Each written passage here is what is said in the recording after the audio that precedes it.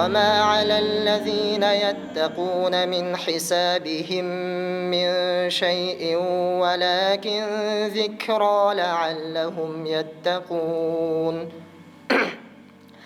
وذر الذين اتخذوا دينهم لعبا ولهوا وغرتهم الحياة الدنيا وذكر به أن تبسل نفس بما كسبت ليس لها من دون الله. Азан окуу жана 30 парадан Куранды жатка окуп берүү боюнча алгачкы жолу ушул Ишан Арап атындагы Кыргыз мамлекеттик университетинин теология факультети демилгечи болуп, биргеликте Кыргызстан мусулмандар дин башкармалыгы менен өткөрүп жатабыз. Мунун себеби, максаты дегенде биз ушул Куранды дагы биздин факультеттин студенттерине да үйрөтүү. Куранды жаттап толук макам, мисалы асым макамы жана башка макамдарда дагы биздин студенттерге ушул Куранды сүйдүрүү, Куран менен амал кылуу боюнча да ушундай алгачкы жолу биз даярдыктарды көрүп баштадык. Кудайым буйрса биз дагы ниет кылып атабыз. Биздин студенттер дагы дүйнөлүк аренада, республикалык деңгээлде да Куран жарыштарына дагы катышалык деп. Мына биз байкап жатабыз. Кыргызстан мусулмандар дин башкармалыгы Куран жарышы боюнча өтө алгылыктуу, мааниси зор, эл аралык деңгээлде өтө мыкты Куран жарыштарын өткөрдү да.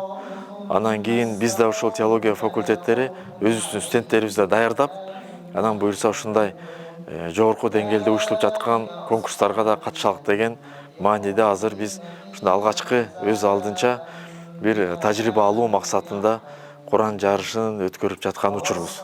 ولو ترى إذ يتوفى الذين كفروا الملائكة يضربون وجوههم وأدبارهم وذوقوا عذاب الحريق وأطيعوا الله ورسوله ولا تنازعوا فتفشلوا وتذهب ريحكم واصبروا إن الله مع الصابرين.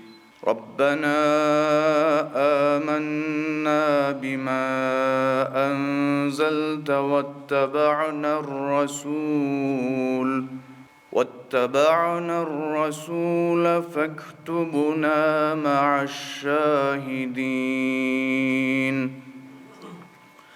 ومكروا ومكر الله والله خير الماكرين. إذ قال الله يا عيسى إني متوفيك ورافعك إلي ومطهرك من الذين كفروا وجاعل الذين اتبعوك فوق الذين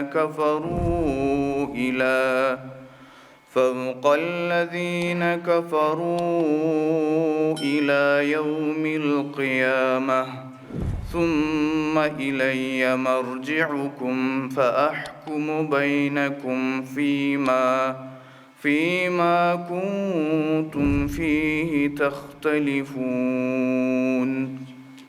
وتب علينا إنك أنت التواب الرحيم. ربنا وابعث فيهم رسولا منهم يتلو عليهم آياتك ويعلمهم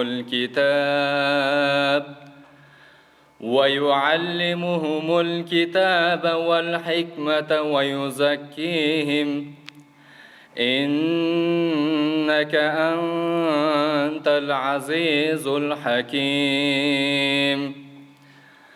ومن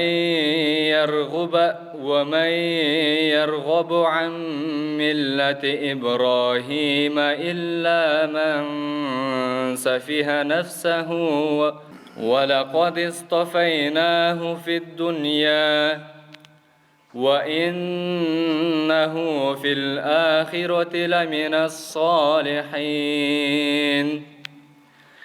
إذ قال له ربه أسلم قال أسلمت لرب العالمين. ووصى بها إبراهيم بنيه ويعقوب يا بني إن الله